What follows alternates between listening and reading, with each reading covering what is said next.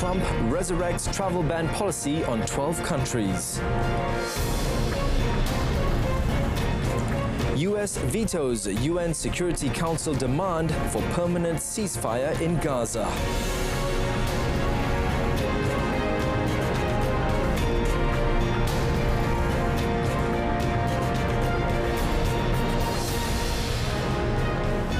Good afternoon and salam Malaysia Madani. My name is Daryl Baptist and you are watching World Today. United States President Donald Trump is resurrecting the travel ban policy from his first term, signing a proclamation Wednesday night preventing people from a dozen countries from entering the United States. The countries include Afghanistan, Myanmar, Chad, the Republic of Congo, Equatorial Guinea, Eritrea, Haiti, Iran, Libya, Somalia, Sudan and Yemen.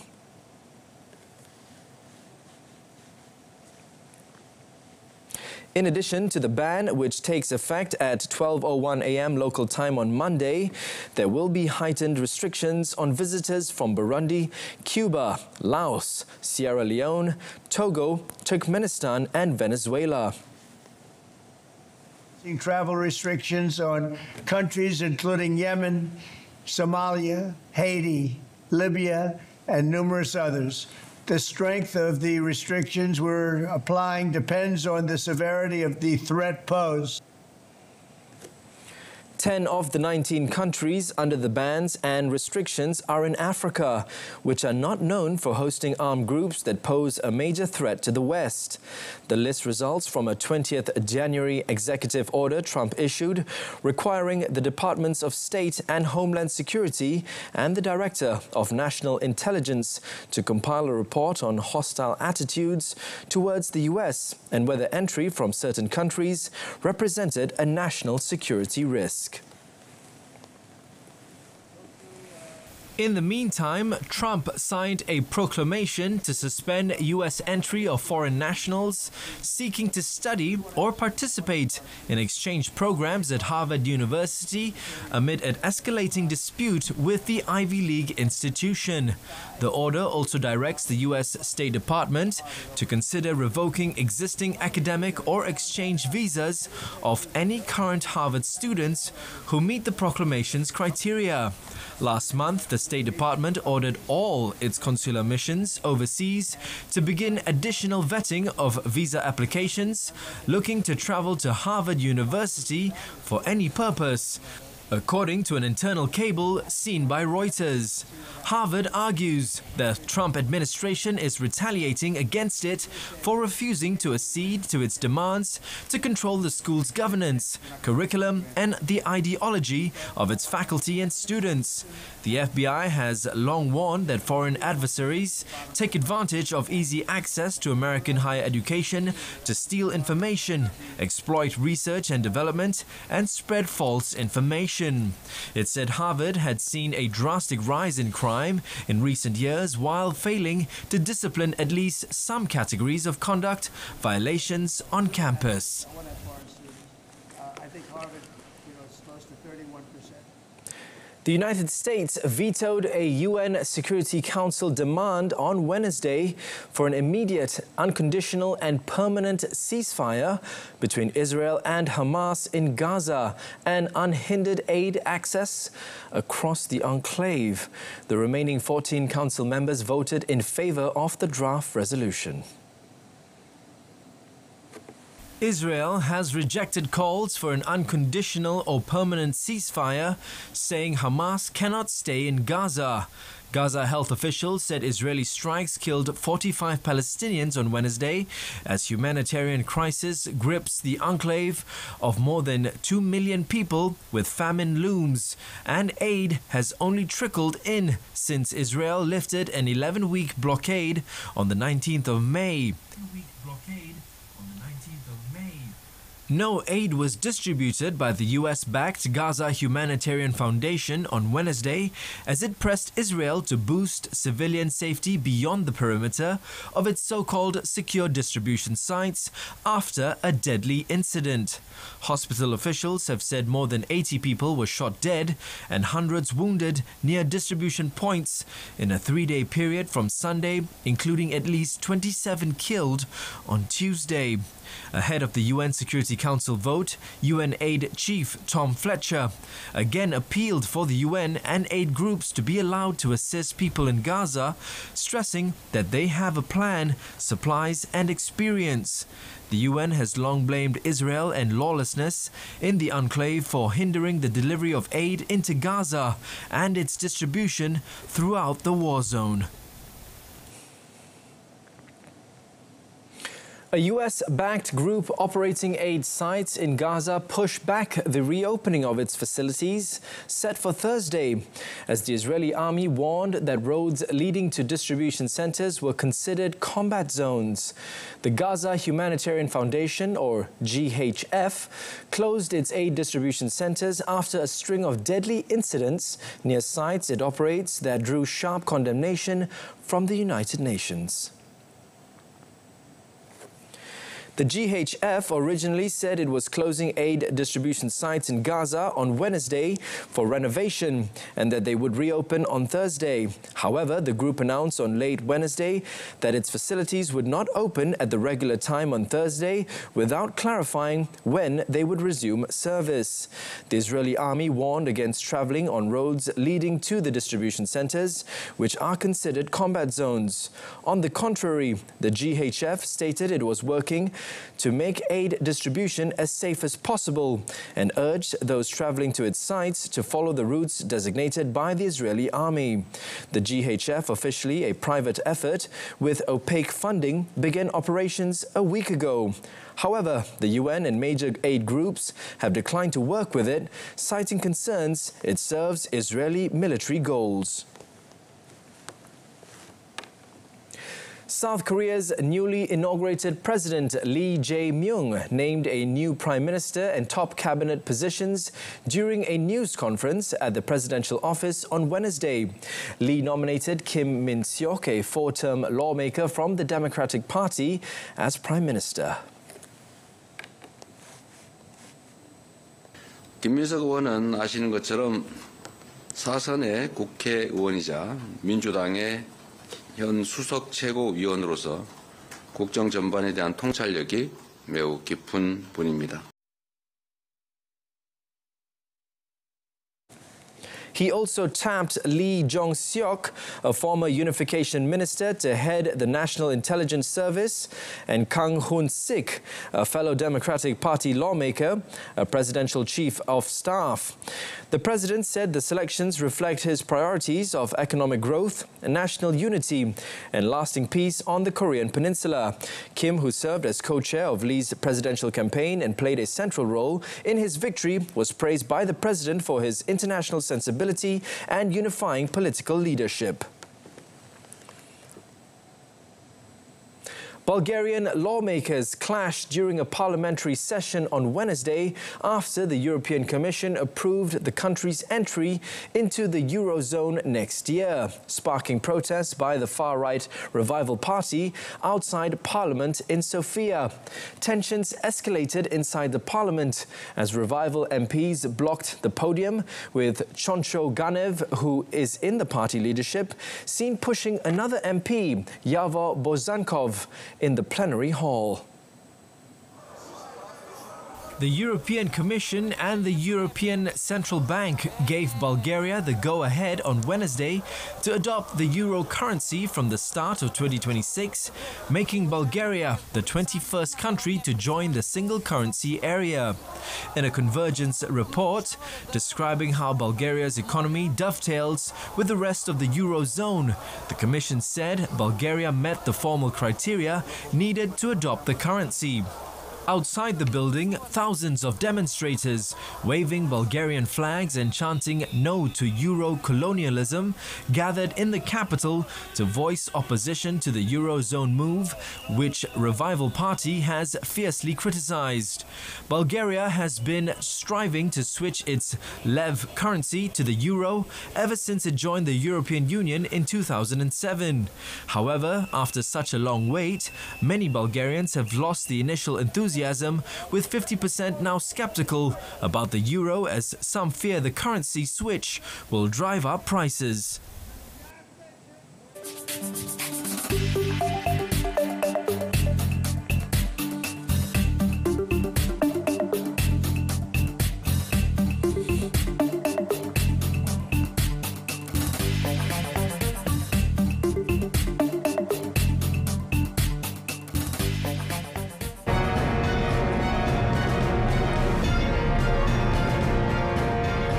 Up next, at least 11 killed in India's deadly stampede. Stay with us.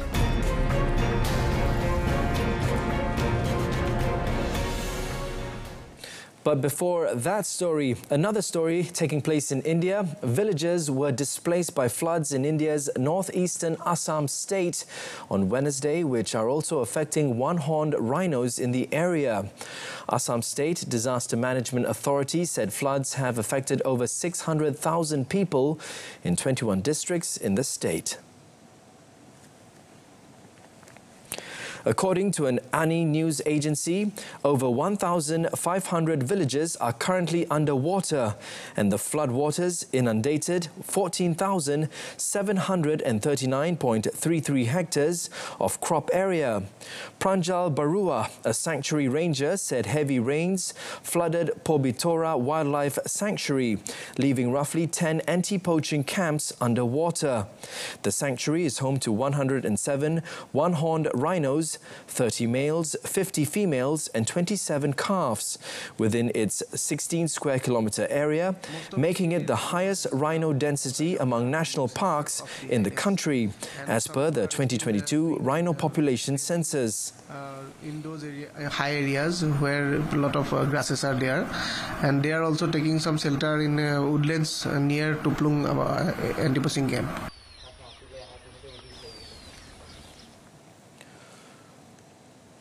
Packed crowds in India celebrating their cricket team's victory ended in a deadly stampede on Wednesday, with 11 mainly young fans crushed to death. Joyous cricket fans had come out to celebrate and welcome home their heroes, Royal Challengers Bengaluru, after they beat Punjab Kings in a roller coaster Indian Premier League cricket final on Tuesday night. However, the euphoria of the vast crowds in the southern tech city of Bengaluru ended in disaster. Karnataka State Chief Minister Siddaramaiah said most of the deceased are young, with 11 dead and 47 injured in the crush. In one Bengaluru hospital, a stream of injured came for treatment. He added the stadium has a capacity of only 35,000 people, but 200,000 to 300,000 people came. Deadly crowd incidents are a frequent occurrence at Indian mass events, such as religious festivals, due to poor crowd management and safety lapses. A stampede at India's Kumbh Mela religious fair in January this year killed 30 people and injured several others. A severe drought has hit parts of China's wheat belt, especially Shaanxi and the central Henan province, where more than a quarter of the crop grows. Located about an hour and a half from the famed terracotta warriors, the hum of wheat harvesters fills the air above parched fields, but hopes for a good harvest are fading fast. Last month, Shanxi recorded its highest average temperatures since records began in 1961, baking the soil into cracked slabs and scorching wheat before it could ripen. While official figures are still some 6 weeks away, more than a dozen farmers and harvesters in the area experienced losses and small harvests, down as much as half for some. In some parts of the province, the drought was so bad, farmers brought the harvest forward by a week. And while rain finally arrived in recent days, that has only threatened to disrupt the harvest for those who waited. The ultimate toll across the whole belt is likely to be far lower as conditions vary across the vast belt. Still, it is too early to know whether the damage could push up imports for wheat. Zodiac Maritime said on Wednesday the crew of a cargo ship carrying around 3,000 vehicles, including 800 electric vehicles, abandoned it off the coast of Alaska after a fire broke out on board. It added the 22 crew members were safely evacuated from the ship after they failed to put out the fire as it focuses on salvaging the vessel. The crew members were evacuated via lifeboat and were being transferred to a nearby merchant vessel in tandem with the U.S. Coast Guard. The vessel, Morning Midas, was located 482.8 kilometers southwest of Adak in Alaska. The Liberia-flagged ship left China's Yantai port on the 26th of May and was on the way to Lázaro Cárdenas, Mexico. The company said smoke was initially seen rising from a deck loaded with EVs. Meanwhile, the Coast Guard said aircrew and a cutter ship have been sent to assist with this situation, and 3 vessels were already on the scene. Google signed an agreement with Chile on Wednesday to deploy an undersea fiber optic cable connecting South America with Asia and Oceania. A first-of-its-kind project that aims to cement the South American country's status as a major digital hub. The Humboldt cable, envisioned for deployment in 2027, is a 14,800-kilometer submarine data cable that will connect Chile's coastal city of Valparaiso with Sydney, Australia, through French Polynesia.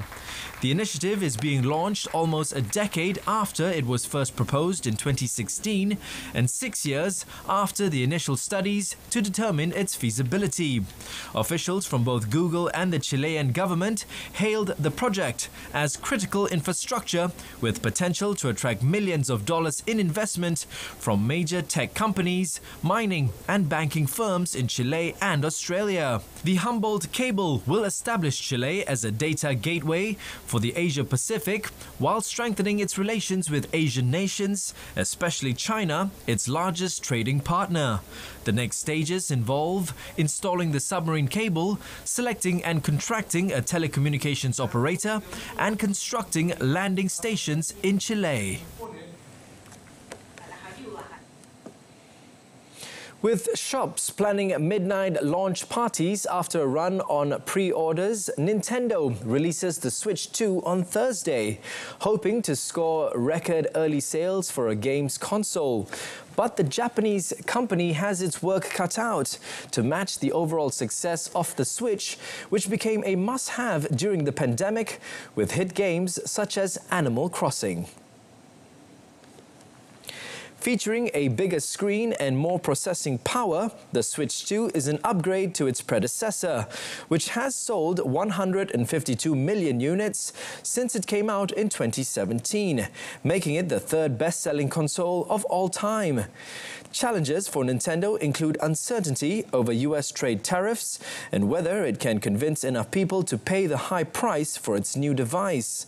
The Switch 2 costs $449.99 in the United States, more than Switch's launch price of $299.99. Both are hybrid consoles which can connect to TV or be played on the go. New Switch 2 games such as Donkey Kong Bonanza Bonanza and Mario Kart World, which allows players to go exploring off-grid, are also more expensive than existing Switch titles.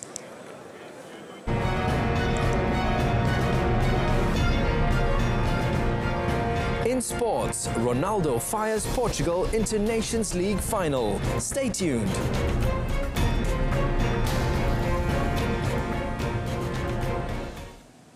Starting off our sports segment this afternoon, the Singapore Open 2025 champions, national men's doubles pair Aaron Chia and So Woo Yik were handed a surprise first-round defeat at the hands of Denmark's Rasmus Kjær and Frederik Søgaard at the Indonesia Open 2025 in Jakarta. This marks the Danes' second win over the Malaysians in 5 encounters. During the Super 1000 tournament held in Istora, Senayan, the third seeds got off to a shaky start, losing the first game 13-21, but bounced back to take the second set 21-19. Despite leading 11-7 in the decider, a string of unforced errors saw Kjær and Søgaard rally to a 21-18 win, sealing the match in 59 minutes. Woo Yik admitted that their opponents played much better than them and vowed to come back stronger in future tournaments. In the meantime, national top women's doubles pair Pearly Tan and M. Tina did not have any problem to clear the first round hurdle as they dumped Sung Shuo Yun and Yu Chien Hui of Taiwan 21-16, 21-17. The fourth seeds will next take on local pair Lani Tria Mayar Sari and Siti Fadia Silva Ramadanti after the Indonesians came from behind to eliminate another Malaysian duo, Go Pei Ki and Teo Mei Sing, 19-21, 21-16, 21-19. In men's singles action, national shuttler Leong Jun Hao kicked off his Indonesian Open 2025 campaign with a bang as he silenced the home crowd thanks to a commanding straight sets win over Chicho Aura Dwi Wardoyo 21-13, 21-12 in 40 minutes. Next up for Junhao in the second round tomorrow is the winner of the other first round tie between fourth seeds Li Shifeng of China or Brian Yang from Canada. National squash ace S. Sivasangari advanced to the quarterfinals of the 2025 British Open after defeating Japan's Satomi Watanabe in Birmingham on Tuesday. The 26-year-old Malaysian displayed remarkable resilience to defeat the tournament's 7th seed 11-9, 11-9, 4-11, 11-4 in a match lasting just over an hour. World number 9, Sivasangari, started strongly by clinching the first 2 games. However, Watanabe fought back to level the match by taking the third. Refusing to bow down, the Kedah-born player regained her composure in the decider, dominating the final game to secure her place in the last 8. Sivasangari will next face 4th seed Amina Orfi of Egypt as she continues her pursuit of a semi-final in the prestigious tournament.